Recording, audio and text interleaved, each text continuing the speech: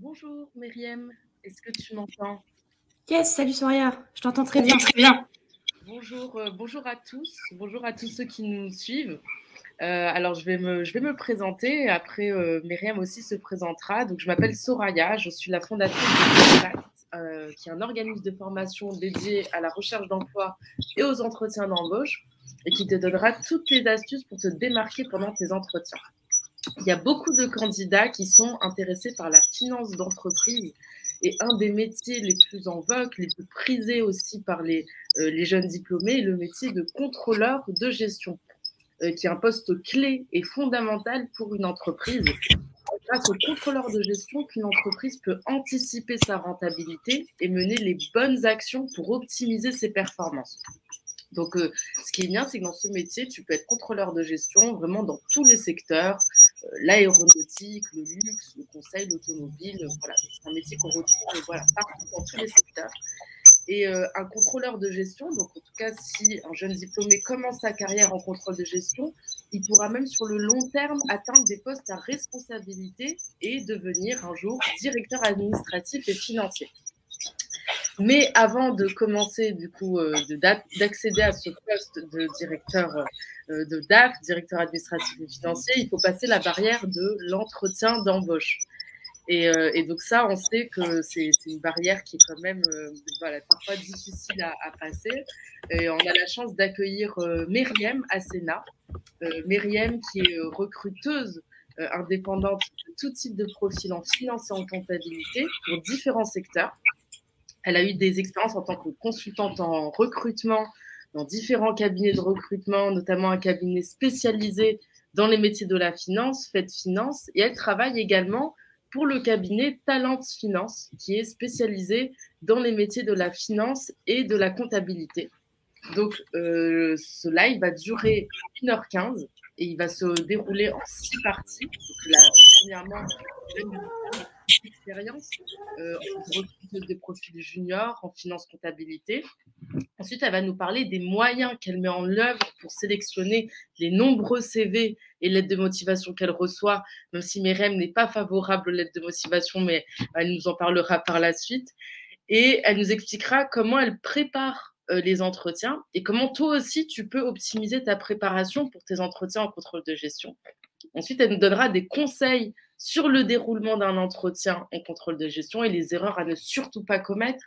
Elle t'expliquera comment te démarquer aussi après tes entretiens, parce qu'après l'entretien n'est pas fini. Et enfin, on va faire un jeu de rôle et on va faire une simulation d'un entretien où cette fois-ci, c'est la recruteuse qui va être interviewée. Donc, donc, ça va être une simulation d'un entretien blanc. Donc, Myriam, donc merci beaucoup d'être présente. Je suis vraiment ravie de t'avoir aujourd'hui. Est-ce que ça va? Ça va super, merci. Merci pour l'invitation, Soraya. Merci infiniment. Je suis super contente de pouvoir faire ce live avec vous. Alors, je m'excuse par avance parce que j'ai mes petits bouts aujourd'hui. On est confinés à cause du Covid, donc il y aura peut-être, voilà, un petit invité surprise. Elle pourra aussi commenter aussi la session. Non, il n'y a pas de problème. C'est le Covid et c'est tout à fait normal. Alors, du coup, on va commencer donc par le début donc, de la session. Donc, le début, donc c'est Myriam, elle va se présenter. En fait, moi, ce qui m'intéresse, en tout cas, c'est d'en savoir un peu plus sur tes expériences en tant que recruteur de profils en contrôle de gestion. Est-ce que tu peux me dire quels sont les profils que tu as recrutés, combien de profils, le nombre de recrutements, est-ce que c'était dans tout type de secteur et d'entreprise? Excuse-moi, Soraya, je te remercie. Alors, 2 petites minutes, je suis désolée. Aucun problème. Pas de problème.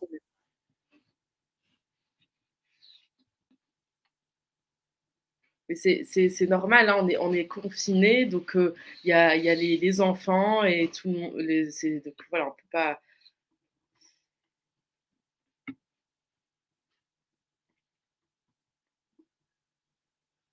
Je suis désolée, merci beaucoup. Yes.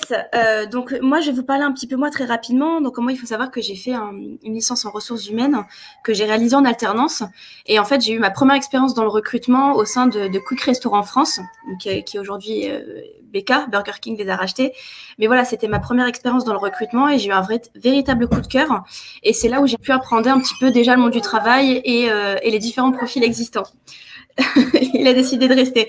Et donc par la suite, il faut savoir qu'après, j'ai fait un petit peu de conseils, j'ai fait d'autres fonctions, notamment dans la formation. Et puis là, je me suis décidée vraiment à me mettre à 100% dans le recrutement. Et c'est comme ça que j'ai pu intégrer le cabinet de recrutement Fait Finance. Alors moi, je vais pas cacher, c'est eux qui m'ont tout appris, tant sur le métier de recruteur que sur ma spécialisation aujourd'hui sur les métiers de la comptabilité et de la finance. Ce qui fait qu'aujourd'hui, voilà, j'ai une véritable casquette dans ce domaine qui me permet justement d'appréhender beaucoup mieux déjà les profils et de savoir véritablement identifier les besoins de mes clients et de faire le bon match par la suite. Alors aujourd'hui, moi, je pourrais pas forcément te chiffrer aujourd'hui le nombre de recrutements que j'ai pu avoir ou le nombre de candidats placés parce que voilà, il y en a eu parce que là, ça va faire un peu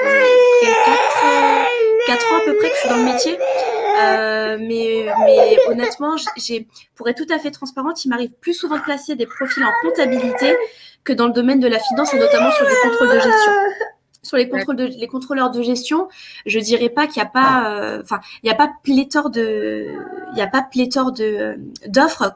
Contrairement à ce qui est dans le cadre de la comptabilité, mais il y a quand même des offres et là généralement les clients, donc les personnes, donc les sociétés, les entreprises vont avoir des attentes beaucoup plus exigeantes vis-à-vis de ces profils-là, parce que généralement ils vont avoir certaines attentes. Mais voilà, rassurez-vous, on est sur un profil plus junior, donc certaines entreprises adorent justement avoir des premières expériences de personnes par rapport à un stage ou à une alternance dans du contrôle de gestion, et on en reparlera tout à l'heure, Soraya, mais voilà, moi c'est pour ça que je préconise aujourd'hui pour les profils qui savent déjà vers quel secteur ou vers quel type de contrôle de gestion ils souhaitent s'orienter, qui n'hésitent pas à être beaucoup plus exigeants dans leur recherche de stage et d'alternance afin de valoriser cette expérience-là par la suite. Voilà. Donc, type d'entreprise, start-up, PME, grand groupe, pour tout secteur. Absolument, Soraya. Donc, tout secteur d'activité confondu, même si, voilà, j'avouerais que le secteur de la banque et de l'assurance, à ce jour, il faut des compétences et d'une technicité assez particulière parce que, voilà, c'est un environnement assez spécifique. Donc, voilà, moi, je le dis, je suis transparente. Je ne pense pas avoir les épaules pour parce que j'ai pas l'expérience pour. Mais voilà, c'est des grandes entreprises, c'est des PME, c'est des startups, c'est des entreprises familiales.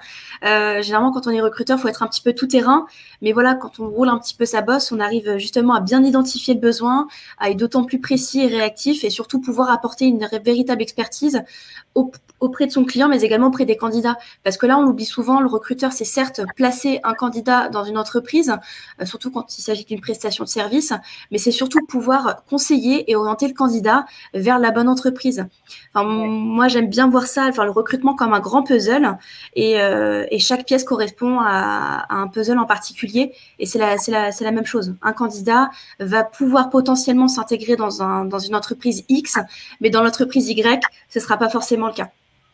Alors, ça doit être le cas aussi des personnes qui nous regardent là aujourd'hui pour le live. Souvent, les jeunes diplômés, quand ils cherchent un poste en contrôle de gestion, ils font l'erreur de candidater partout. Dans tous les secteurs, ils voient uniquement l'intitulé de poste contrôle de gestion et ils postulent.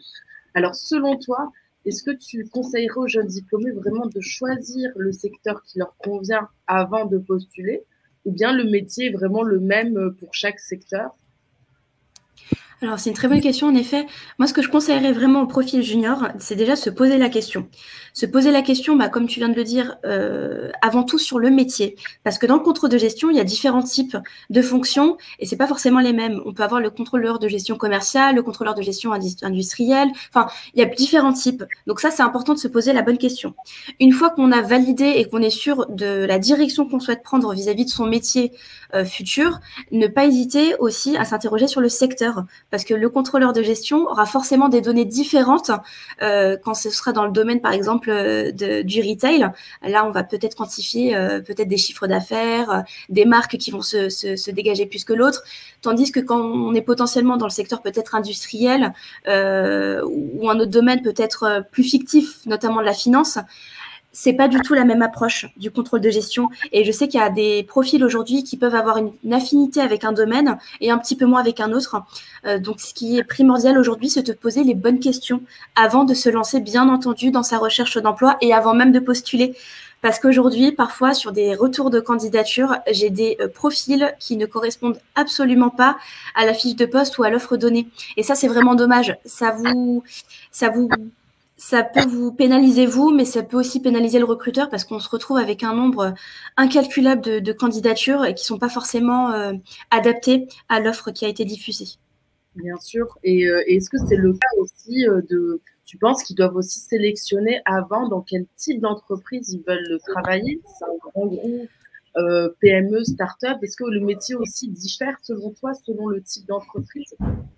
Alors, je pense que oui, en effet, c'est une très bonne question. Alors, ce qui est peut-être compliqué aujourd'hui avec un profil junior, c'est que comme on n'a pas toujours l'occasion d'avoir une idée de l'entreprise, de ce qu'on aime et de ce qu'on recherche, parce qu'on s'est tout simplement pas lancé, mais il est vrai qu'il y a une grosse différence entre des grands groupes, entre des PME, entre des petites structures, entre des startups. Il n'y a pas les mêmes attentes vis-à-vis du collaborateur. Il n'y a pas les mêmes aussi conditions de travail. Il faut savoir, voilà, qu'en règle générale, vraiment, là, je suis en train de généraliser. Dans une start-up, on va peut-être demander un petit peu plus de travail parce que l'effectif est plus réduit, qu'il y a des ambitions et des objectifs un petit peu plus poussés dans un temps beaucoup plus court, tandis que dans des grands groupes, voilà, la stratégie, elle est déjà mise en place. On a des objectifs qui sont sur du court, moyen, long terme.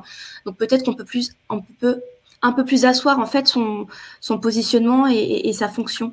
Mais voilà, si on a déjà une petite idée voilà, de par les différentes recherches, parce qu'aujourd'hui on a une mine d'or grâce à Internet, grâce à YouTube et grâce aux réseaux sociaux, on peut un petit peu se faire une idée de ce qu'on aime et de ce qu'on aime moins. Donc, ne pas hésiter à se faire confiance, à suivre son instinct et avant de se lancer dans une recherche.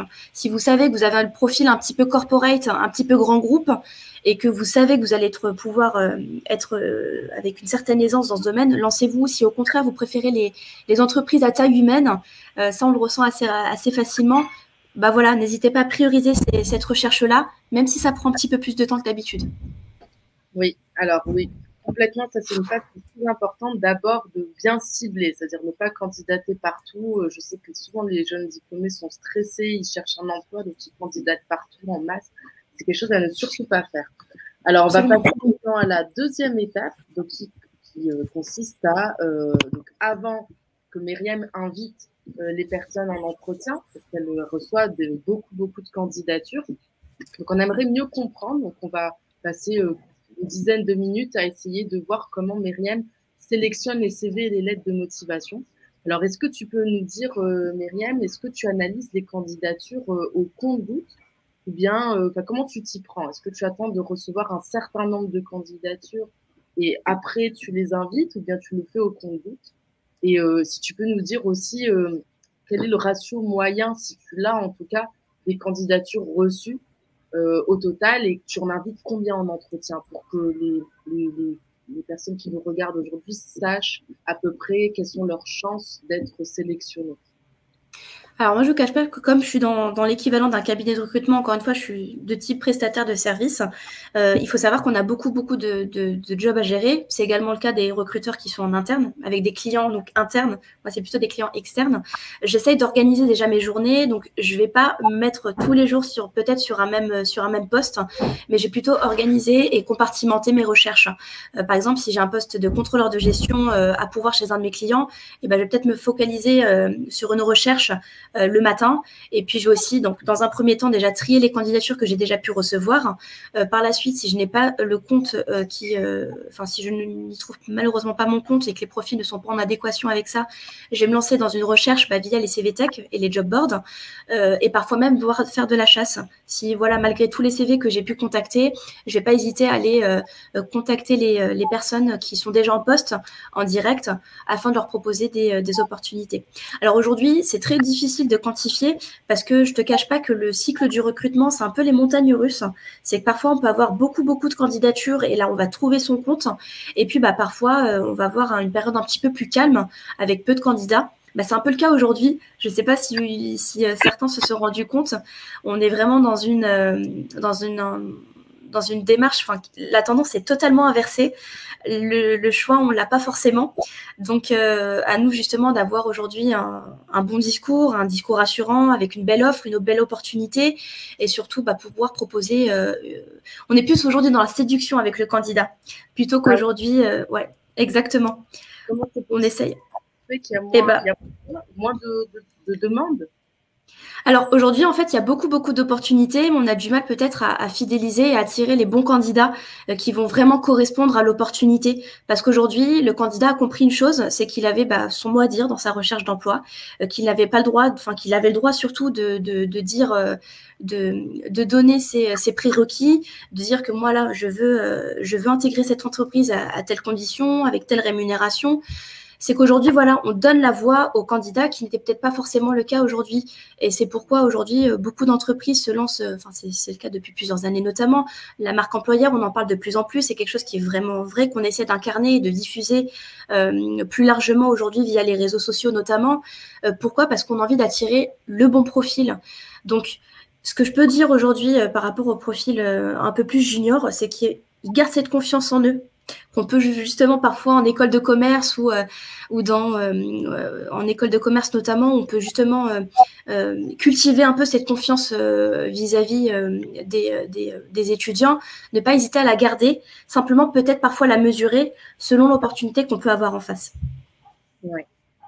Alors, donc là, justement, si on reste toujours dans cette phase quand tu reçois les CV, les lettres de motivation, donc si j'ai bien compris, tu le fais en une fois, c'est-à-dire que tu te fixes une journée où tu regardes toutes les candidatures que tu as eues et après tu les regardes plus, c'est ça? C'est-à-dire qu'il y a des personnes peut-être qui candidatent et tu vas plus analyser les autres candidatures. Alors, pas spécialement, ça va dépendre. Si j'ai pu, grâce à ça, établir une shortlist de candidats que je trouve qualifiés, qui vont correspondre aux besoins de mon client, là, je vais transmettre. Mais après, on sait qu'aujourd'hui, les clients sont d'autant plus exigeants, donc il se peut que je me remette de nouveau en recherche, donc avec une nouvelle étude des candidatures, avec une nouvelle recherche via les job boards, une nouvelle chasse si besoin, pour proposer une nouvelle shortlist par la suite. Mais il est vrai qu'aujourd'hui, je suis plutôt dans une logique d'organisation en me disant que je vais m'octroyer de telle heure à telle heure une recherche pour tel poste et si nécessaire, y revenir. Mais si je trouve mon compte dès la première recherche, généralement, je n'y reviens pas. Et les candidats, en général, ils postulent via quelle plateforme? C'est où que tu reçois souvent les candidatures des personnes pour que vous sachiez où candidater surtout? Alors aujourd'hui, donc via le cabinet avec lequel je collabore aujourd'hui, donc Talent Finance, on diffuse essentiellement nos offres donc sur les sites un peu classiques de type APEC, Pôle Emploi, des sites un peu plus spécialisés peut-être, notamment sur CV-Aden où c'est un petit peu plus orienté. On est également sur LinkedIn, on diffuse l'intégralité de nos offres sur LinkedIn. Donc voilà les types de job board aujourd'hui qu'on utilise le plus régulièrement. Et l'avantage notamment de CV-Aden, c'est que c'est un il diffuse dans plein de sites d'emploi. Donc voilà, on peut retrouver donc les offres aujourd'hui un petit peu partout. D'accord. Voilà. Du coup, que ce soit les CV, les lettres de motivation, tu m'avais dit quand on avait discuté il y a quelque temps que tu lisais pas les lettres de motivation, mais t'es pas la seule. Beaucoup de recruteurs m'ont dit ça. Donc selon toi, est-ce que ça sert à quelque chose que les candidats envoient des lettres de motivation et pourquoi tu les lis pas aussi? Alors, ce que je conseillerais, c'est de bien lire la fiche de poste parce que parfois la lettre de motivation est impérative et elle est demandée. Ou un mail de motivation. Quand c'est le cas, honnêtement, préparez-la. Voilà, ou préparez le mail. Prenez le temps de le faire, que ce soit personnalisé. Parce que généralement, les entreprises, même si elles vont pas forcément la lire derrière, vous au moins, vous allez être serein et vous dire, voilà, moi j'ai fait le nécessaire, j'ai pris le temps de la rédiger, j'ai pris le temps de la personnaliser. Et puis voilà, les dés sont jetés, il n'y a plus qu'un. En revanche, il est vrai que moi, aujourd'hui, je ne les lis pas. Sauf si parfois j'ai un petit doute sur un CV. Je me dis peut-être que la lettre de motivation va pouvoir m'orienter et me donner des informations supplémentaires. Mais il s'avère qu'aujourd'hui, beaucoup de lettres de motivation se ressemblent. Là, aujourd'hui, grâce à Google, on peut avoir accès à plein de lettres de motivation par secteur d'activité, par profil, par nombre d'années d'expérience. Et ce qui fait qu'aujourd'hui, on a l'impression d'avoir un copier-coller pour ces lettres de motivation. Donc moi, honnêtement, je la préconise pas. Je trouve qu'aujourd'hui, avec les réseaux sociaux, que ce soit LinkedIn ou autre, on peut avoir une idée un petit peu du profil du candidat qui peut nous permettre justement de nous aiguiller sur le fait que est-ce qu'il est adapté ou pas pour l'environnement de l'entreprise et inversement. Donc non, je ne la conseille pas. Je comprends parce que souvent les lettres de motivation, c'est plus des lettres de motivation, c'est des lettres de démotivation. On voit que le candidat, il en a marre en fait de postuler tout le temps, donc c'est des lettres généralistes. Et c'est pour ça que je pense aussi que les recruteurs ne veulent plus les lire parce que c'est devenu, ça vient pas du cœur, en tout cas du candidat, et ça se ressent. Absolument, c'est tout à fait ça. Et justement, quand tu analyses les candidatures, ça te prend combien de temps en moyenne en fait, c'est important pour que les personnes qui candidatent sachent comment ça se passe derrière. C'est-à-dire, une fois que tu as mis l'offre d'emploi, tu attends 2 semaines, après tu te prends quoi, un jour pour tout analyser et tu appelles directement tous les candidats. C'est comme ça que ça se passe? Alors, en règle générale, dès qu'on diffuse l'offre, le tri de sélection, enfin le tri des candidatures est assez rapide. Parce que là, on est dans une logique justement de réactivité où il faut satisfaire les besoins clients et puis répondre aujourd'hui le plus rapidement aux candidats. Donc, généralement, je diffuse l'offre la semaine d'avant. La semaine d'après, je commence à trier les candidatures, sauf dans le cas d'une recherche urgente, bien entendu. Et je ne vais pas vous cacher, pour être tout à fait transparente avec tout le monde, c'est qu'en un coup d'œil, je sais si le CV va matcher ou pas. Donc il me faut que quelques secondes. C'est pour ça que on pourra peut-être en discuter tout à l'heure. J'invite fortement, surtout voilà, des jeunes diplômés, des profils plus juniors en recherche d'un stage ou d'une alternance ou peu importe, à vraiment faire un CV le plus lisible, le plus aéré possible, le moins dense, parce que voilà, généralement on a un œil qui va nous permettre d'identifier très rapidement les compétences, l'expérience nécessaire pour pouvoir passer à l'étape suivante. D'accord, donc tu complémentes ton contrôle de gestion, c'est-à-dire une personne qui n'a pas d'expérience. Quelqu'un qui n'a pas d'expérience. Le tri sera différent. Je suis désolée, 2 petites minutes.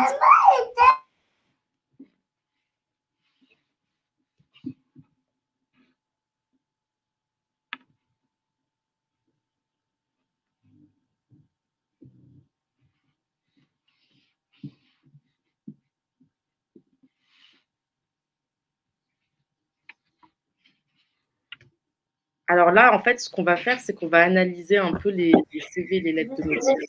Parce que c'est important de savoir comment. En fait, ça va vraiment vous aider à savoir comment les recruteurs sélectionnent les candidatures. Et c'est comme ça que vous allez par la suite envoyer des CV, des lettres de motivation qui correspondent, qui sont en adéquation avec les critères des recruteurs. Donc, c'est une partie qui est très importante de savoir comment ça se passe derrière, notamment. Je suis désolée. Ça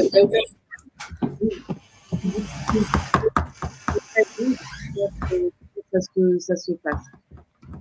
Oui, donc pour un profil peut-être un peu plus junior qui n'a pas d'expérience ou autre, en effet, l'étude sera différente.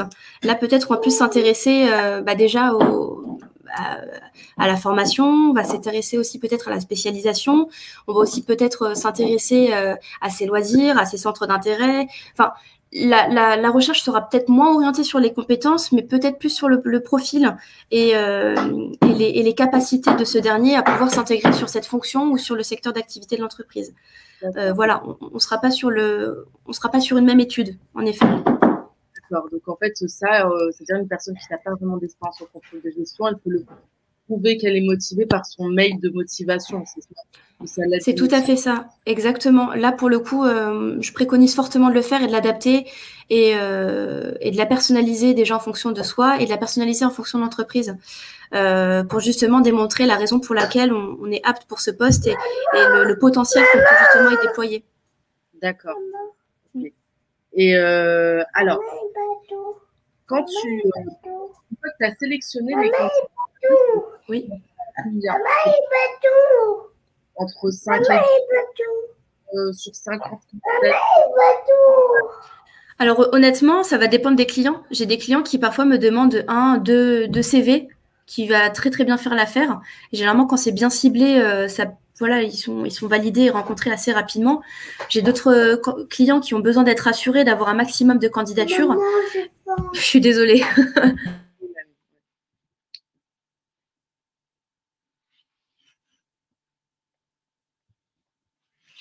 Alors, en fait, ce qui est très très important, c'est pour les personnes qui n'ont pas d'expérience, vous devez en tout cas vous démarquer par différents moyens. La première chose, c'est au niveau de vos activités, au niveau des hobbies. Et là, je donnais des conseils un peu pour les personnes qui n'ont pas d'expérience, comment elles peuvent mettre en valeur leur CV. Si vous n'avez pas vraiment de stage de gestion, se démarquer par sa formation. La formation, les études de cas que vous avez effectuées, ça c'est très important. Oui, du coup, oui. Donc, Myriam, tu nous disais.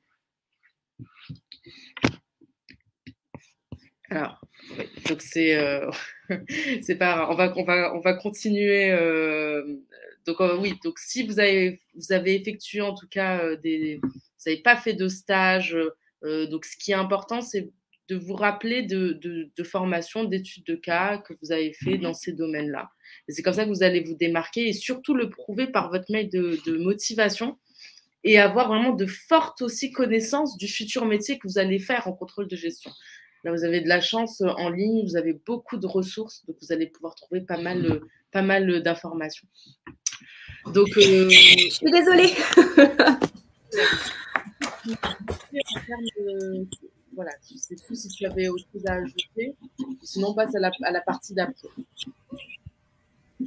Oui, on va passer. Non, je pense que j'avais fait le tour. Okay. Alors maintenant, on passe. Donc c'est le thème justement de ce live, c'est l'entretien d'embauche. Donc l'entretien d'embauche, c'est vraiment la partie qui est la plus compliquée pour les candidats, surtout les jeunes diplômés qui ont du mal à se mettre en valeur, à montrer leurs compétences parce qu'ils n'ont pas encore suffisamment d'expérience. Alors, avant de passer l'entretien d'embauche, il est essentiel de le préparer. Donc, de bien le préparer parce que c'est une bonne préparation qui va faire que vous allez potentiellement être recruté par la suite. Donc, Myriam, c'est intéressant de savoir comment ça se passe derrière. Myriam, justement, quand tu invites les personnes pour un entretien en contrôle de gestion, comment tu prépares tes questions? Est-ce que tu poses toujours les mêmes questions pour chaque candidat ou comment tu t'y prends? Alors, lors d'un entretien, donc moi j'ai été formée vraiment à la méthode cabinet. Donc, c'est qu'on revient sur l'intégralité du parcours professionnel du candidat en partant de la plus ancienne à la plus récente. Donc, quand on est sur un profil junior, généralement, on détaille davantage. Tu en parlais notamment les études de cas peut-être sur lesquelles ils ont pu travailler, les stages qu'ils ont réalisés, l'alternance. Et là, on va revenir sur l'intégralité du parcours. Moi, ce que j'aime bien, c'est fonctionner en entonnoir, de partir de l'information la plus générale à la plus précise. Donc, généralement, on parle de l'entreprise, du secteur d'activité, du chiffre d'affaires. Là, j'insiste sur le chiffre d'affaires parce que vous êtes dans le domaine de la finance, du contrôle de gestion. Donc, il est important que vous ayez justement, on va dire, le réflexe de transmettre ces données chiffrées. Donc, voilà, n'hésitez pas à parler du chiffre d'affaires. Et puis, par la suite, donc, je reviens sur le département, le nombre de collaborateurs, savoir s'ils travaillent dans une grande équipe ou une plus petite équipe. Ça me donne aussi une idée dans l'environnement dans lequel le candidat a pu évoluer. Et puis, là, on va s'intéresser à lui, son poste, ses missions, et surtout, voilà, ce qu'il en a retenu, ce qu'il a aimé, ce qu'il a moins aimé, ce genre d'informations. Donc voilà, logique entonnoir. Et j'insiste sur un point, voilà, si je peux vous donner un petit conseil aujourd'hui, c'est que soyez le plus structuré et organisé possible, d'où l'importance justement de cette préparation de l'entretien. Donc prenez un maximum d'informations sur la fiche de poste, sur le secteur d'activité de l'entreprise, ses concurrents, enfin voilà. Prenez le plus d'informations possible parce que lorsque vous allez arriver en entretien, vous allez être justement armé et peut-être moins déstabilisé justement par l'exercice parce que plus vous aurez d'informations, plus vous serez serein. D'accord. et aussi vraiment savoir parler de ses expériences aussi. Et c'est ça qui est important, savoir quoi dire et se mettre en valeur. Ça, c'est très, très important. Oui. Et ok, donc là, si je comprends bien, c'est toi, Myriam, en fait, ce que tu fais, c'est que tu poses des questions sur les expériences des candidats. Oui. Je pense que ça permet de savoir ce qu'ils ont le plus aimé, ce qu'ils ont le moins aimé, qu'est-ce qu'ils ont fait et comment ils pourront se comporter, en fait. C'est exactement ça. Et comment tu fais, et quelle est ta grille d'évaluation? Eh bien, si tu peux nous parler un peu plus des grilles d'évaluation pour un poste de contrôleur de gestion junior, qu'est-ce qui est évalué pendant l'entretien? Alors peut-être sur un profil plus junior où on ne peut pas justement peut-être réaliser des tests techniques ou lui poser des questions un petit peu plus précises. Là, peut-être, on va plus se focaliser sur le savoir-être, déjà sur la présentation. Je ne parle pas forcément de présentation physique, je parle simplement de présentation orale, savoir si le discours est bon, peut-être le débit de parole, la manière de s'exprimer et il y a du sens, si c'est cohérent, si c'est structuré. Surtout quand on est sur des profils un petit peu plus finance et contrôleur de gestion ou comptabilité, l'objectif, c'est d'avoir, on se dit que la personne a une mentalité, un discours structuré, cadré, et ça nous donne déjà un aspect de son attitude. Alors, je vous rassure, on veut pas on veut pas des clones, on veut pas la copie de l'autre, mais gardez votre personnalité, mais tout en apportant justement cette précision et cette organisation dans votre discours. Voilà, ce sera vraiment du savoir-être pour le coup. Ah oui, donc là, vous jugez surtout au savoir-être, la façon dont on utilise les expériences. Donc, c'est pas vraiment les compétences techniques. C'est pas quelque chose que vous allez regarder. Pas sur un profil junior qui n'a pas d'expérience. Non, ce serait pas adapté.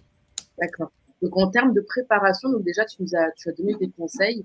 Est-ce que tu penses qu'il faut aussi que le candidat se prépare un petit peu aux questions techniques, mis à part de parler de ses expériences, de se renseigner sur le métier? Ah oui, toujours. Même si on n'a pas forcément un stage ou une alternance ou une expérience assez significative dans le domaine du contrôle de gestion, je trouve qu'aujourd'hui, il est plus que primordial déjà de s'informer sur le métier, savoir dans quoi on va se lancer, savoir de quoi on parle. Même si ça reste abstrait, au moins vous aurez une idée en fait des attentes que pourront avoir justement vos employeurs par la suite. Donc, venez le plus préparé possible. Informez-vous sur les métiers, sur les évolutions, sur ce qui change aujourd'hui, sur la législation. Voilà, toutes ces informations-là vont vous permettre, encore une fois, de vous armer lors de l'étape de l'entretien. D'accord. Est-ce que toi, par exemple, tu poses des questions techniques ou c'est uniquement des questions sur les expériences du candidat? Alors, moi, étant simple recruteur, je n'ai pas la fonction métier, je n'ai pas la technicité d'un contrôleur de gestion. Néanmoins, j'ai certaines attentes, notamment grâce à la fiche de poste, où je vais me dire, qu'est-ce qu'il maîtrise justement est-ce qu'il est autonome, enfin, il ne peut pas être autonome, excuse-moi, on est sur des profils juniors, mais est-ce qu'il a une idée justement des attentes que pourront avoir ses employeurs sur du contrôle de gestion? Enfin, on sera plus dans cette démarche-là, en fait, plutôt que de réellement approfondir les compétences. Je ne pourrais pas lui poser des questions techniques parce que je saurais qu'il y aura pas forcément de répondant. Mais je veux simplement peut-être tester est-ce qu'il a une idée du métier et des attentes qu'il y aura sur ses missions, par exemple. D'accord, ok. Donc là, vous avez compris, en tout cas, pour mieux préparer son entretien, il faut vraiment miser sur les savoir-être, avoir un discours structuré et cohérent. Absolument. Alors, maintenant, on va passer au déroulement de l'entretien. Alors, une fois que tu invites le candidat à un entretien, est-ce que selon toi, tu penses que donc si on fait la transition de ce qu'on disait avant et le déroulement de l'entretien, est-ce que tu penses que le candidat ne doit pas préparer son entretien de la même manière s'il postule en contrôle de gestion pour le secteur de la cosmétique ou du e-commerce ou industriel? Est-ce que la façon dont on prépare l'entretien devrait être différente selon le secteur? Je pense clairement que oui, parce que le secteur d'activité n'a pas forcément les mêmes attentes de part et d'autre. Donc, c'est super. Et même au sein même d'un secteur d'activité, des entreprises d'un même secteur ne vont pas forcément avoir les mêmes attentes. Donc, je pense que oui, il y a des demandes qui sont particulières et c'est lors de l'entretien justement qu'on va pouvoir y répondre. Mais encore une fois, j'en reviens à ce qu'on disait au tout début. Vous êtes profil junior, on se pose des questions sur qui on est, sur ce vers quoi on veut s'orienter. S'il y a un secteur qui vous intéresse plus qu'un autre, voilà, prenez le maximum d'informations possibles. Encore une fois, j'insiste, hein, on a une mine d'or aujourd'hui, on a cette chance aujourd'hui, c'est de pouvoir accéder via les réseaux sociaux, via Google, etc., à une mine d'informations que vous devez et que vous pouvez utiliser surtout, donc faites-le. Et donc, l'attitude que vous allez avoir en entretien ne sera forcément, je pense, à mon sens, pas la même. Et encore une fois, gardez toujours vos traits de personnalité, vos qualités, votre savoir-être, qui vous êtes. Simplement, donnez-leur un petit peu ce qu'ils recherchent, surtout si c'est une entreprise qui vous intéresse particulièrement. En fait, c'est ça, c'est que le candidat, il a essayé de prouver son intérêt pour le secteur. En fait. Absolument. Et cet intérêt-là, il pourra le démontrer justement qu'en les connaissant et en faisant des recherches nécessaires. D'accord. Et comment tu fais pour tester justement cet intérêt pour le secteur? L'intérêt pour le secteur, généralement, on va peut-être le challenger un petit peu sur... j'en parlais tout à l'heure, notamment sur les concurrents, les concurrents directs ou indirects. Est-ce qu'il a une idée un petit peu du cheminement qu'il peut y avoir dans un secteur X ou Y? L'actualité, on peut aussi lui poser des questions sur l'actualité, que ce soit dans le secteur du luxe ou le secteur bancaire. Voilà, est-ce qu'il y a des nouvelles normes, des nouvelles règles? Est-ce qu'il y a un événement en particulier qui aura lieu prochainement?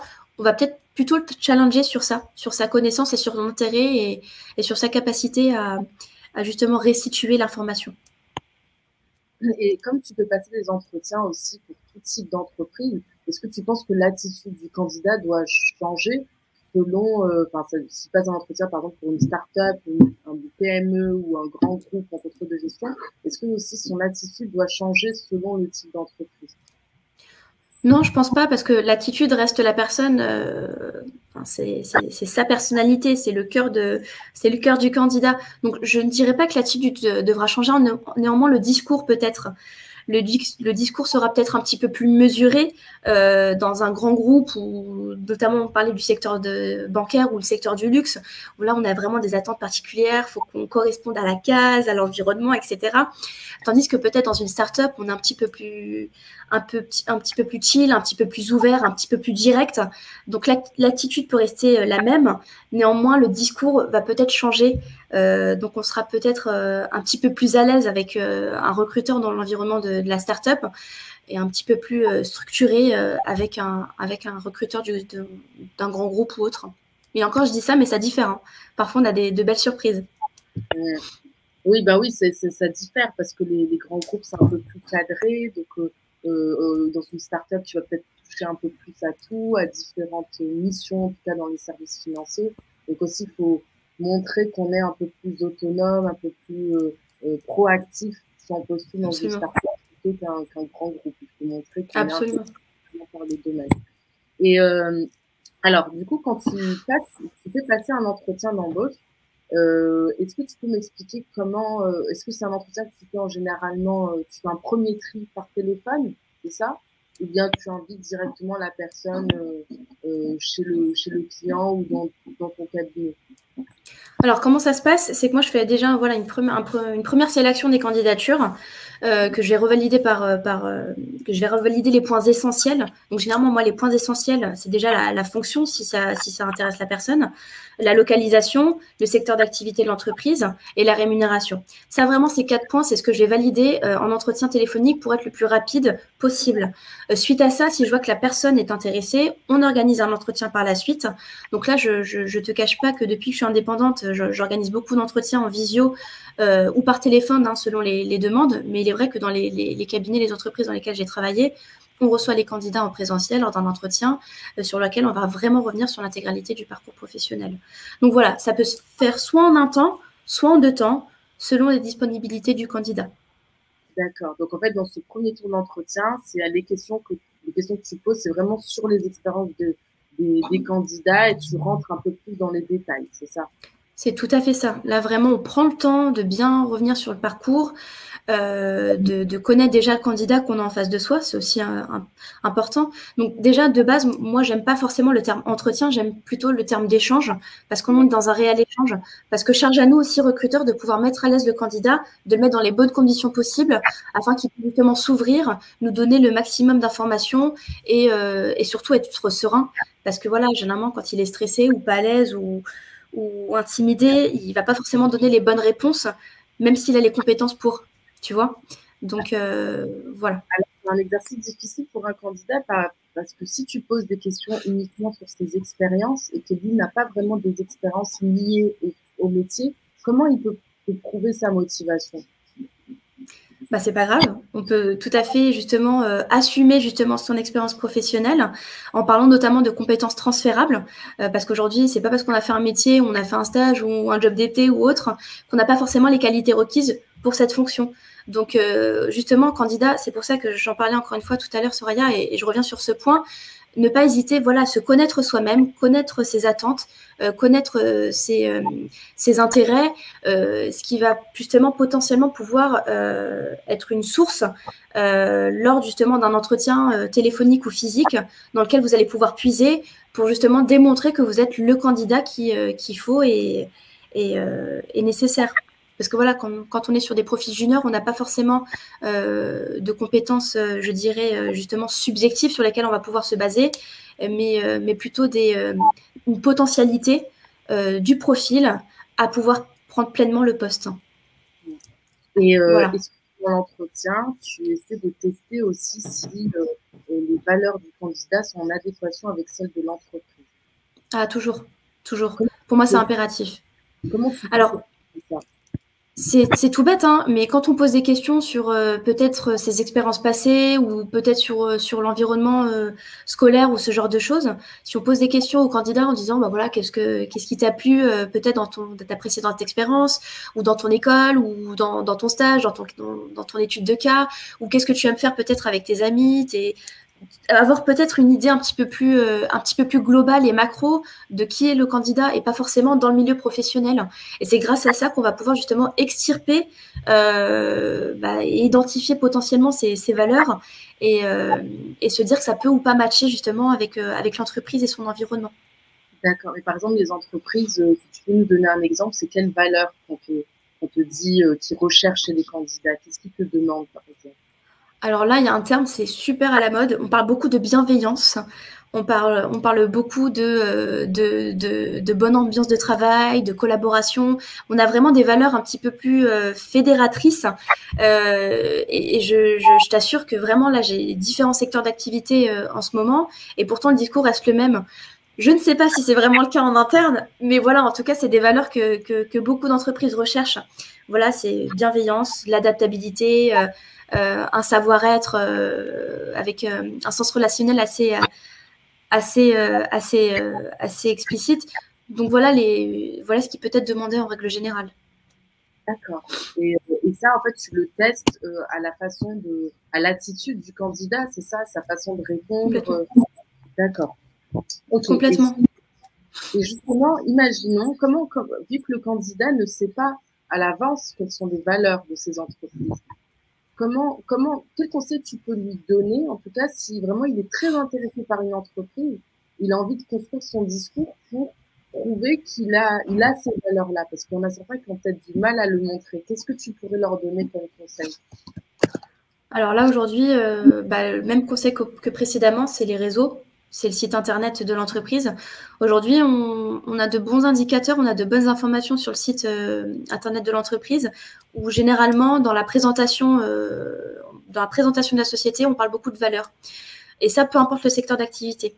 Donc, ne pas hésiter justement à aller chercher ces valeurs-là, à se renseigner aussi sur les réseaux sociaux, parce qu'aujourd'hui, beaucoup de recruteurs et des personnes dans le cadre des ressources humaines utilisent ces réseaux sociaux, pour justement transmettre, partager ces valeurs-là de l'entreprise. En fait, ça se ressent tout de suite. Et en revanche, si vous sentez, candidat, que vous vous dénaturez justement pour vous adapter et fitter avec une entreprise parce que vous avez une image de cette entreprise-là, moi, je vous conseillerais de ne pas forcément y aller parce que ça valait un petit peu contre nature et vous allez peut-être ressentir le décalage dès l'entretien et ça serait dommage. C'est dommage. C'est dommage, il ne faut pas essayer de jouer un rôle parce qu'après, c'est terrible en fait. Si tu joues un rôle pendant l'entretien, en fait, tu auras peut-être des chances de rentrer dans l'entreprise, mais tu vas démissionner très rapidement après. Donc c'est important Absolument. de soi-même et de bien sélectionner les entreprises. Mais du coup, en fait, tu nous parles, Myriam, on le voit d'ailleurs pour les entretiens pour les juniors. En fait, ce qui compte, c'est vraiment la communication, la façon dont le candidat communique. Et est-ce que tu penses du coup que si on parle de communication non verbale par exemple, est-ce que tu penses que la communication non verbale d'un candidat, elle peut impacter la décision d'un recruteur? Par exemple, un candidat qui n'est pas, je sais pas, qui fait beaucoup de mimiques ou qui bouge beaucoup trop, est-ce que ça, l'intonation de voix, le ton et tout, est-ce que ça joue aussi dans votre prise de décision? Honnêtement, ça va peut-être dépendre des recruteurs, mais en ce qui me concerne, oui, ça peut jouer beaucoup. Parce que je peux avoir parfois des candidats qui vont être un peu timides, un petit peu sur la réserve, mais qui, à côté de ça, on sent quand même la motivation, on sent l'attitude, on sent le positionnement. C'est juste parfois peut-être un manque d'expérience, un manque d'assurance. Et tandis que je peux avoir à l'instar un candidat qui est ultra à l'aise, avec un super bon discours, très bon communicant, mais qui va avoir une attitude un petit peu désinvolte. Donc, moi, je trouve que c'est ultra important parce que l'un ne va pas sans l'autre. C'est un tout, en fait. Hein. Vraiment, lors d'un entretien, c'est un tout. On va tout observer, on va tout entendre, on va tout écouter. Pas comme un enquêteur, hein, je vous rassure, hein, mais plutôt se dire, voilà ce qui dégage. Ça va super bien fitter avec mon client. Il a un super bon discours, c'est rassurant, mais j'ai envie de savoir ce qu'il y a un petit peu plus derrière. Enfin, tu vois, c'est le global. Donc, faut faire attention à tout, mais pas trop non plus, hein, parce qu'encore une fois, restez naturel, restez qui vous êtes, et c'est ce qui saura justement charmer, et c'est comme ça que vous allez trouver le bon fit avec l'entreprise. Et est-ce que c'est, par exemple, quand tu fais passer des entretiens à des profils juniors, est-ce que tu penses en général de leur façon de communiquer? Est-ce que tu penses qu'ils devraient s'améliorer ou si tu peux nous raconter, par exemple, une anecdote d'un candidat qui avait de bonnes expériences, mais qui n'a pas su vraiment les communiquer et ce qui a fait que tu n'as pas voulu le sélectionner pour le second tour? Alors oui, j'ai déjà rencontré des candidats un peu plus juniors qui parfois, par manque d'assurance, étaient trop dans l'attente, voilà, trop attentistes, qui attendaient toujours les questions. Donc moi, ce que je préconise aujourd'hui, c'est de préparer un pitch de présentation que vous allez justement pouvoir avoir dans votre poche, déjà pour vous mettre à l'aise, pour pas forcément être dans l'attente des questions du recruteur et pour montrer aussi votre proactivité, votre capacité à prendre un petit peu les devants. Parce que c'est pas parce que vous êtes junior, que vous n'avez pas forcément d'expérience dans le monde du travail, que vous n'avez pas l'assurance et l'attitude nécessaire pour intégrer l'entreprise. Donc oui, ça m'est déjà arrivé. Je pense notamment à un candidat diplômé d'HEC. Vraiment, niveau parcours scolaire, on se dit, vas-y, c'est le top, etc., qui a fait un stage dans un très grand cabinet de conseil. Et tu te dis, sur papier, il va envoyer, quoi. Et en entretien, c'était pas du tout le cas. Et du coup, il était complètement déstabilisé. On sentait qu'il n'avait pas été préparé, qu'il ne savait pas forcément comment structurer et organiser son entretien. Et tu dis, voilà, quoi, on a peut-être nous aussi parfois des attentes en tant que recruteur sur un CV. Et puis en entretien, on se dit, c'est pas forcément le cas. Donc voilà, préparez-vous au mieux. Déjà en vous connaissant vous-même, en connaissant encore une fois la fiche de poste, l'environnement de l'entreprise, et préparez ce pitch qui va justement vous mettre à l'aise. Et ce qui n'allait pas, c'est qu'il n'était pas assez structuré, c'est ça? Ou il n'était pas proactif, il ne posait pas de questions? Ouais, en fait, il était en totale inhibition. Il s'était totalement refermé. Je pense que c'était vraiment lié au stress.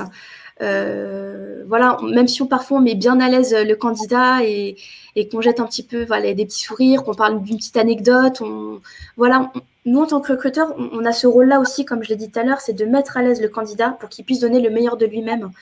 Et parfois, même si on fait le nécessaire de notre côté, le candidat il est totalement déstabilisé. Donc je pense qu'il y a un manque de préparation, un manque d'assurance et surtout peut-être aussi un manque de méthode, hein, parce que ça reste un exercice, l'entretien. Il y a certains codes qu'on doit justement avoir aujourd'hui.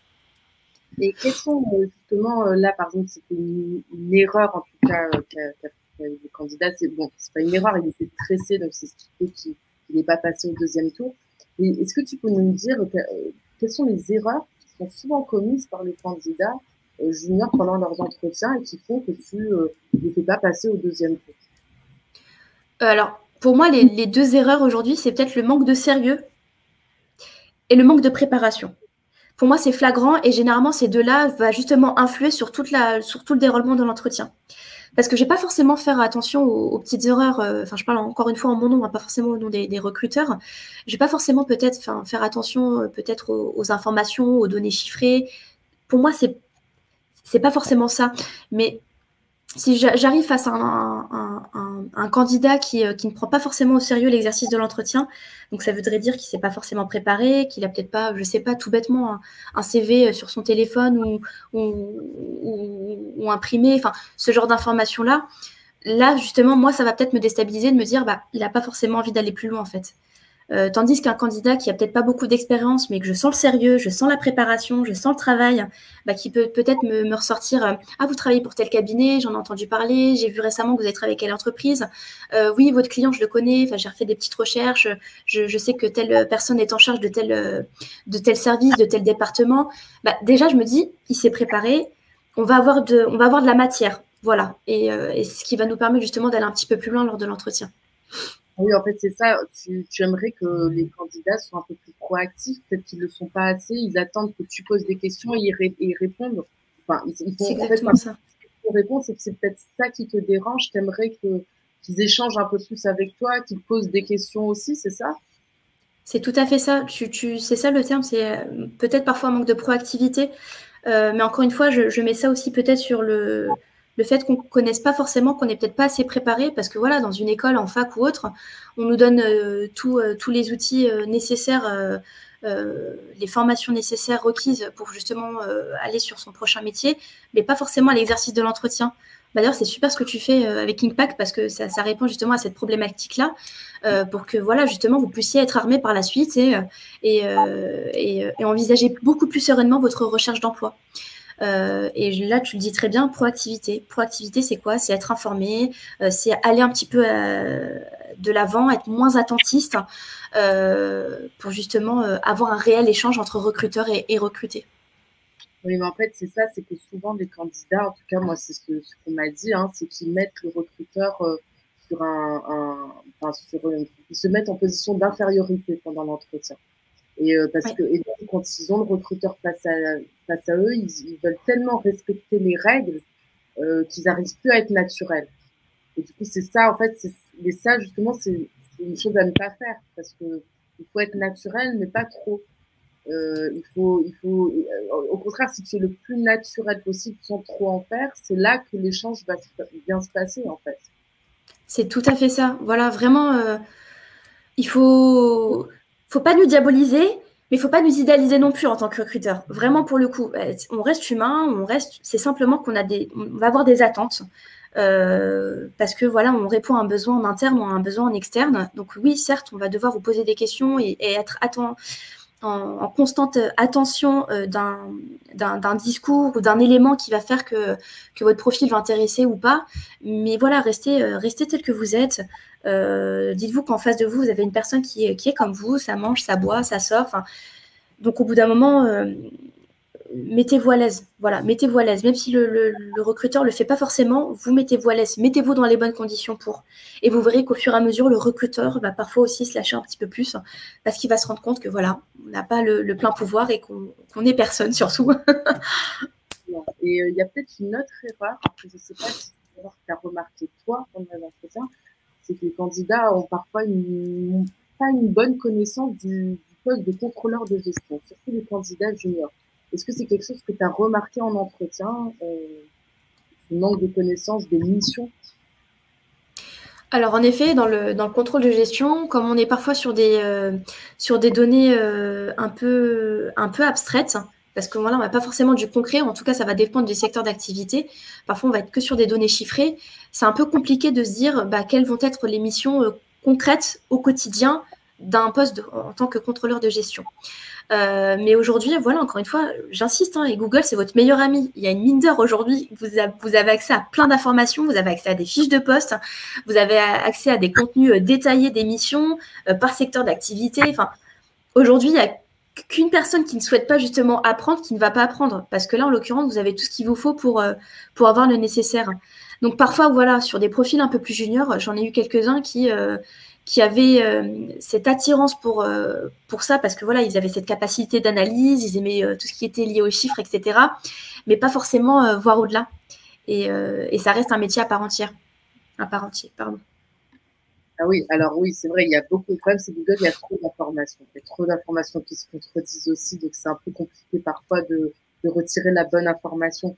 Et est-ce que tu peux, donc là on a parlé des erreurs des candidats, est-ce que tu peux peut-être nous raconter une anecdote d'un très bon candidat qui t'a particulièrement épaté pendant un entretien pour un poste de contrôleur de gestion junior?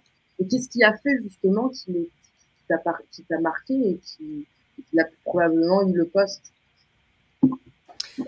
Alors, en contrôle de gestion junior, j'ai peut-être eu un candidat, c'est pas récemment, c'était il y a quelques années, qui avait fait un stage, dans une belle structure. Et en fait, la chance qu'il avait, c'est que lui, il avait fait un stage justement dans le secteur industriel et c'était justement le prérequis de mon client de l'époque. Et en fait, il avait une super, même si le secteur d'activité n'était pas similaire à celui qu'il avait exercé lors de son stage, mais en fait, il avait bien compris l'importance de son rôle et il arrivait super bien à se vendre et à vendre son expérience professionnelle, même si c'était que 6 mois. Donc c'est pour ça que je vous dis, profil junior ne veut pas forcément dire manque d'assurance, bien au contraire. Lui, il savait que ce qu'il avait fait durant ces 6 mois, c'était super formateur et il a simplement su les valoriser en entretien. Et je pense que c'est vraiment grâce à ça qu'il a pu obtenir le poste par la suite. Voilà, ben ça c'est un candidat qui a bien ciblé en fait sa recherche. Tout à fait, c'est exactement ça. Exactement. Qui arrivent très souvent à atteindre leurs objectifs parce que très tôt, ils savent dans quel secteur se diriger. C'est ça, et faites-vous confiance pour le coup. Franchement, faites-vous confiance, même si ça prend un petit peu plus de temps, parce que voilà, je sais qu'aujourd'hui, le marché, c'est compliqué pour les profils juniors, mais n'hésitez pas, si vous ciblez et que vous postulez sur 1 à 2 offres de manière ponctuelle, c'est pas grave. Vous verrez que les résultats vont être beaucoup plus qualitatifs et beaucoup plus rapides que si vous multidiffusez votre CV pour des sociétés ou des postes qui ne sont pas du tout en concordance avec votre parcours professionnel. Exactement. Et est-ce que pendant l'entretien, tu sais déjà si le candidat va passer au deuxième tour ou pas? Ou bien ou bien c'est après l'entretien que tu reprends tes rapports pour chaque candidat et tu prends ta décision, ou tu le sais pendant l'entretien? Non, je le sais dès le départ et généralement je fais un retour immédiat. Je fais un retour immédiat au candidat, sauf si j'ai peut-être des questions que j'ai besoin de sonder, de comparer avec d'autres entretiens. Généralement, je le sais tout de suite quand ça le fait pas. Et pourquoi? Tout simplement, encore une fois, je réponds à des critères, je réponds à une fiche de poste, je réponds à des besoins clients. Et j'ai besoin de cocher certaines cases, peut-être pas toutes, parce qu'on peut pas toutes les avoir, mais j'ai besoin de cocher certaines cases. Et si je vois que la majorité ne le sont pas, et ben, malheureusement, je donnerai pas suite. Donc voilà. Et dans ce cas-là, je fais un retour retour négatif. Quelles sont les cases justement qui sont vraiment rédhibitoires et qui fait que dès le début, tu es au téléphone avec la personne, tu te dis non, non, ça va pas le faire? Alors sur un profil junior, je peux pas forcément me dire que ça va être des compétences. Je pourrais pas forcément cocher des compétences. C'est pas ce que je vais avoir. Néanmoins, je pourrais aussi sonder l'attitude du candidat. Je pourrais aussi sonder ses qualités, son potentiel surtout. Là, je vais plutôt aller sur du potentiel et je pourrais pas forcément te donner de détails à ce niveau-là parce que je vais beaucoup être sur des critères encore une fois subjectifs, sur les attentes que peut avoir un client. Tout bêtement, si mon client me demande, moi j'ai besoin de quelqu'un de structuré, de quelqu'un de réfléchi, de quelqu'un de curieux, quelqu'un qui va très régulièrement peut-être aller un petit peu au-delà de la tâche parce qu'il a envie d'avoir une certaine compréhension de son métier et de son poste. Et je vais le ressentir très rapidement lors du déroulement de l'entretien. Par exemple, si j'ai un candidat qui peut-être me donne pas assez de détails de son parcours ou de lui-même, peut-être de ses centres d'intérêt, quelqu'un qui va peut-être manquer de structure dans son discours, qui va pas forcément avoir une ligne directive pour dérouler ses missions, ça se ressent assez rapidement et on sent le décalage entre les attentes et ce qu'on peut avoir en entretien. Voilà.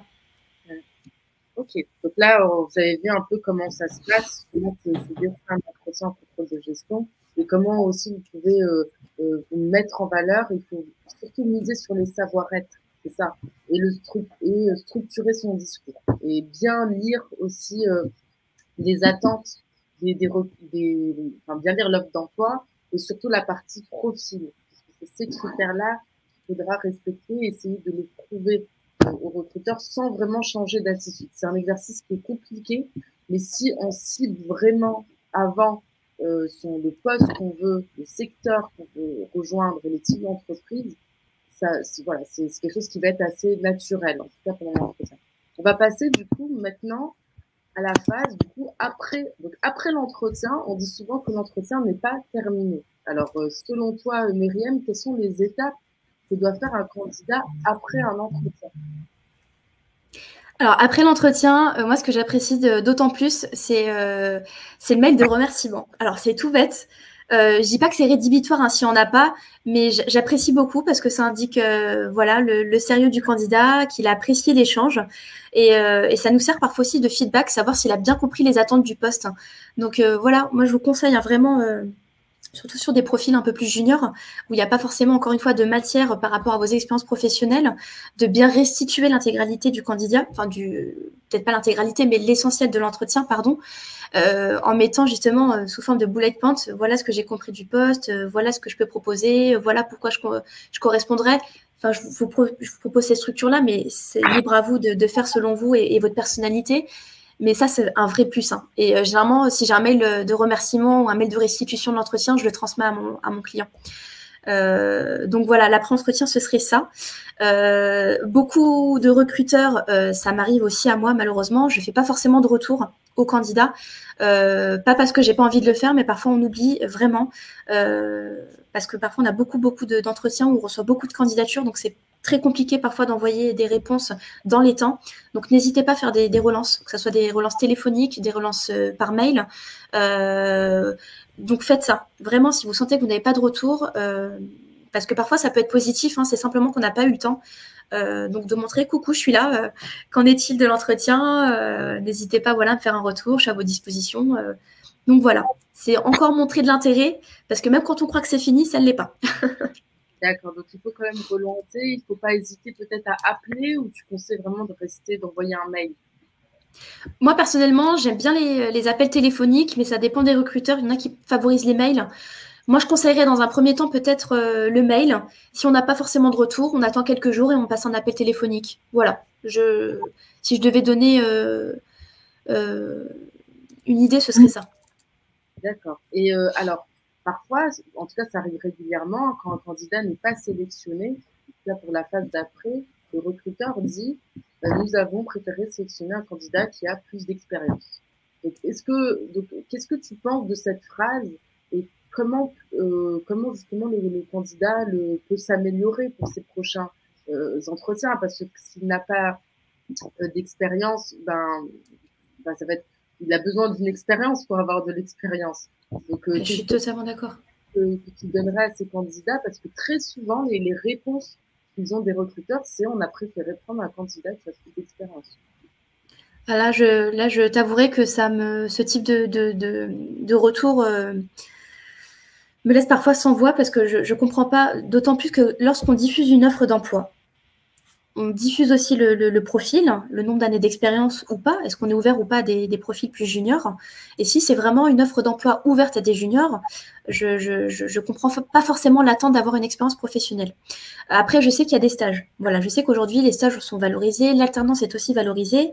Et il se peut que sur une même offre d'emploi, il y ait les candidats qui ont fait des écoles de commerce peut-être sans stage, enfin sans alternance avec un stage à la clé. On a peut-être aussi des personnes qui ont fait l'intégralité de leur parcours professionnel en alternance. Il y en a peut-être qui ont fait leurs 2 années de master en alternance. Enfin voilà, on a différents niveaux et je pense que c'est peut-être ça qui parfois peut justement défavoriser un candidat avec peut-être 6 mois de stage avec un candidat de 2 ans d'alternance qui sont d'un point de vue, sur le marché de l'emploi tout à fait au même niveau parce que ça reste des profils juniors. Voilà, si je pouvais peut-être apporter un élément de réponse. Et tu ne pourras pas finalement le dépasser en fait. S'il n'a que 6 mois de stage en contrôle de gestion comparé à quelqu'un qui a 2 ans d'alternance, il n'arrivera jamais à le dépasser, non, au final. Non, je suis pas forcément d'accord. Non, c'est pas forcément ce que j'ai voulu dire. Je dis que parfois, les attentes de certains recruteurs, ça joue à ce niveau-là. Mais il suffit que les 6 mois, tu vois, comme je t'ai donné l'exemple de la dernière fois, tout à l'heure, du contrôleur de gestion industrielle, il a fait 6 mois en contrôle de gestion industrielle dans un secteur qui est assez similaire à celui qui était mon client. Et ça a marché, quoi. Donc, c'est simplement peut-être se dire que déjà, si j'ai 6 mois dans un domaine, dans un secteur qui me plaît, qui m'intéresse, justement, les utiliser et les mettre en avant, les mettre en valeur pour être sélectionné par la suite et justement peut-être dépasser un candidat qui a 2 ans d'alternance, mais dans un secteur différent, sur des fonctions totalement différentes. Tu vois, ça va dépendre encore une fois de l'expérience. Bien sûr. de l'expérience, est-ce que le candidat a vraiment aimé le secteur dans lequel il a été Oui. et arrive à le prouver, bah, ça, il peut, enfin, si tu as, j'imagine, hein, si tu as un candidat qui a fait une alternance d'1 an, mais il n'a rien appris, il n'a pas aimé son expérience, ça va se ressentir pendant l'entretien. Donc, ça va faire que tu vas pas vouloir le recruter. Alors, si tu as à l'opposé un candidat qui a fait que 6 mois, mais il a tellement appris, il a eu un intérêt particulier pour le secteur, pour le sujet, il le prouve pendant l'entretien, ben, c'est ce candidat qui va se démarquer, j'imagine. Complètement, complètement. Je pense que si on a 6 mois qui sont en totale concordance avec la fiche de poste, l'offre d'emploi, et que surtout on arrive à les vendre, à vendre justement cette expérience-là comme une réelle expérience professionnelle, parce que ça reste quand même 6 mois, et justement détailler ce qu'on a pu apprendre et les points sur lesquels on peut être autonome, là vous ferez peut-être la différence en effet. Alors, est-ce que ça t'est arrivé qu'il y a un candidat que pendant l'entretien, tu te dis non, il ne répond pas aux critères, voilà, il ne passera pas au prochain tour, mais qui réussisse à te convaincre après l'entretien, grâce à son mail de remerciement? Est-ce que ça t'est arrivé? Alors, pour être transparente avec toi, non. Ça m'est pas arrivé. Par contre, ça m'est déjà arrivé d'avoir un entretien qui se passe pas bien du tout. Et que justement, en comparant avec d'autres profils, je suis revenue en fait sur cette candidature-là, je l'ai envoyée, il a été sélectionné par le client. Donc, c'est pour ça que je te dis que même quand tu crois que c'est fini, ça ne l'est pas. Parce qu'on peut justement parfois se dire, avec un petit peu plus de comparaison, un petit peu plus d'ouverture et de recul justement sur tous les entretiens qu'on peut avoir parfois à la chaîne, et on se dit que finalement, ce profil-là peut vraiment correspondre. Oui, toi, en fait, toi, tu interviens vraiment au premier tour d'entretien, c'est ça? Et c'est exactement ça, tout à fait. Moi, je sers de filtre, en fait. D'accord. Voilà. Alors, donc là, vraiment, je pense qu'on a eu vraiment tous les conseils vous avez eu tous les conseils, parce que moi, je ne passe pas d'entretien en contrôle de gestion, mais tous les conseils pour réussir vos entretiens en contrôle de gestion. Donc là, on va passer à la dernière étape, donc, qui va être marrante parce qu'on va on va faire passer un entretien à une personne qui fait passer des entretiens tout le temps. Du coup, je pense que c'est pas souvent qu'on te fait passer des entretiens, Myriam. Donc, ça fait longtemps que je n'en ai pas passé, ouais. Franchement, ça fait longtemps. Voilà. Du coup, ça peut être un exercice sympa. Ah, mais complètement. Et surtout parce que Myriam a tellement l'habitude de faire passer des entretiens. Et donc là, que vous voyez un peu une simulation d'un entretien blanc, c'est ce qu'on va faire. Où Myriam va essayer de répondre comme si elle était une candidate pour que vous voyez un peu comment se comporter en entretien.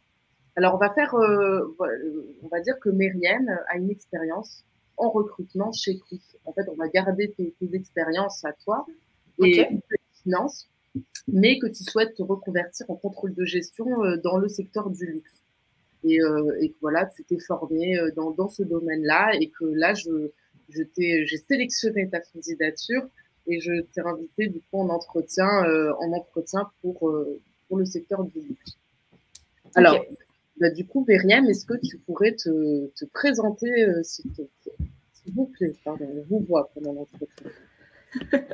Ah, ça dépend. La petite parenthèse, moi j'ai déjà tutoyé en entretien. En fait, ça dépend du candidat. Parfois, on est tellement à l'aise que voilà, ça enlève certaines barrières. Bref, je ferme. Voilà, on y va. Alors bonjour, je me présente, Myriam, donc je suis diplômée d'une licence en ressources humaines. J'ai tout dernièrement suivi une formation dans le domaine de la finance et plus particulièrement dans le contrôle de gestion que j'ai pu donc finaliser grâce à la réalisation d'un stage que j'ai pu faire chez l'un de vos concurrents notamment, où j'ai appris pas mal de choses, même si je suis pas rentrée dans le concret. J'ai pu déjà appréhender un petit peu le métier de contrôleur de gestion avec les différentes analyses, la budgétisation, en lien avec les différents chefs de département. Donc, ça m'a justement permis d'être en relation avec différents responsables, de faire une restitution des besoins, de faire les budgets et puis de les présenter pour validation. Je n'ai pas pu malheureusement accéder au reporting, mais c'est vraiment justement la raison pour laquelle je me suis positionnée sur votre offre d'emploi, parce que j'ai vraiment envie d'avoir cette compétence supplémentaire au sein de mon parcours. D'accord. Bon, très, très intéressant. Et justement, qu'est-ce qui vous a plu, pourquoi vous voulez rejoindre notre société LVMH? et exercer ce poste en tant qu'assistant contrôleur, contrôle de gestion vin et spiritueux. Alors, il faut savoir qu'aujourd'hui, le groupe LVMH a une santé financière plutôt stable, plutôt saine. Donc, ce qui est d'autant plus rassurant, et je pense que c'est d'autant plus intéressant, nous, en tant que contrôleurs de gestion, d'intégrer ce type de structure où on peut justement mettre en place des budgets sains et sereins pour la suite. On peut justement mettre en place certaines choses de manière, sur du court, moyen, long terme notamment. Ce qui m'intéresse aussi, c'est le secteur du luxe. Voilà, j'ai toujours voulu me spécialiser et intégrer ce type de secteur. C'est la raison pour laquelle j'ai fait mon précédent stage au sein d'un prêt-à-porter haut de gamme et que j'aimerais justement concrétiser et avoir un CV justement en adéquation avec ce secteur-là. Et voilà, principalement. Et alors, qu'est-ce que vous avez compris de l'offre de poste? Donc là, c'est pour l'alternance en tant qu'assistant contrôleur de gestion. Donc j'ai bien compris donc déjà que je serai justement rattachée donc à la branche vin et spiritueux, notamment pour pouvoir justement assurer mon rôle de contrôleur de gestion, que je serai justement orientée sur 5 branches justement du secteur, avec notamment la réalisation des reportings mensuels et trimestriels, mais également annuels, avec le forecast notamment et la réalisation des budgets. Je serai également en charge de suivre les différents investissements du groupe liés à ces branches-là et également différentes analyses et besoins selon les demandes des responsables de département. D'accord, c'est bien ça. Est-ce que vous avez des questions à nous poser? Oui, peut-être me parler un petit peu de l'environnement de travail, combien de personnes, voilà, vous connaître un petit peu plus dans le détail, ça serait super intéressant. Ok. Alors, donc là, on a fait vraiment un mini entretien. Et je ne l'avais pas mentionné avant, mais c'était une offre d'emploi pour LVMH, pour une alternance en tant qu'assistant contrôle de gestion vin et spiritueux, qui est en ligne en ce moment. Alors, donc, Myriam, du coup, ce type de réponse, est-ce que c'est vraiment ce que tu attends d'un candidat quand il passe un entretien?